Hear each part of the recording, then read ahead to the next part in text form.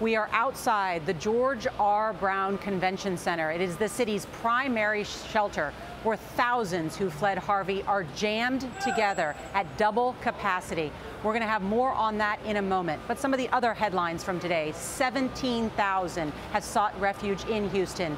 Preparations are now being made tonight to try and open larger shelters. Also today, 2 reservoirs overflowed, sending more water into neighborhoods. The preliminary death toll is 4, including a Houston police officer. Harvey has set a new record for most rainfall from a single storm, nearly 52 inches in Cedar Bayou. The storm has dumped 19 trillion gallons of water just since last Friday. That's 1.5 million gallons for every person in South Texas. Tropical Storm Harvey, once a Category 4 hurricane, is expected to make another landfall overnight in Louisiana. And Norah, your reporting on the shelter was one of the first indications that perhaps things weren't going as well as we'd been told.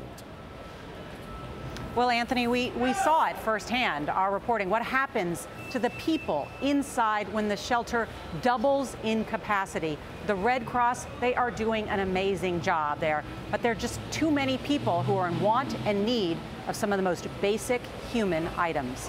Did you sleep here last night? I sat up here last night. They didn't have a bed for you? My babies are on the floor. How many babies? 3.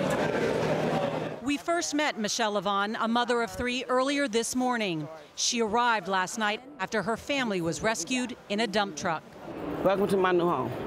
This is your new home? Yeah.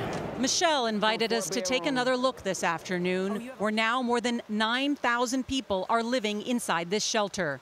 We discovered not much has changed, though she did find a mattress. They're afraid of air mattress. Why can't you blow up the air mattress? We don't have a pump.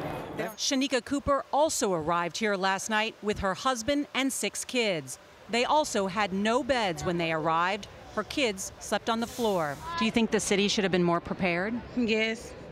I feel like they should have been more prepared because I watched the news from the day that they said the hurricane was in the water up until the water came in my house. And when the mayor said, don't leave, he didn't think it was going to be that bad, I'm like, okay. So, but after that, when they start coming in, I just knew it was a lie. People have arrived here with only the clothes on their backs and sometimes no shoes. Donations are pouring in, with more than 1,000 volunteers here doing all they can. This is Abby. She's a volunteer. You can see she's kind of queen of the mountain. She's sitting atop all these clothes because she's searching for extra large men's and women's clothes, pants, shirts, whatever, because there's a shortage. The Red Cross was told to prepare to shelter 5,000, but acknowledged they are overwhelmed. Charles Maltby is running this shelter for the Red Cross. How's it going? You know, it's going as well as it can be with the conditions. We're meeting the immediate emergency needs of all the clients, and we're just keeping up. Just keeping up, Charles says. He also told me that one reason they didn't have enough beds last night for Michelle and Shaniqua and other families like theirs is because a supply truck got caught in the floodwaters and the driver had to be rescued. Tonight, CBS News has learned 20 truckloads full of emergency supplies and more cots are on their way from all over the country. The challenge, getting them inside downtown Houston.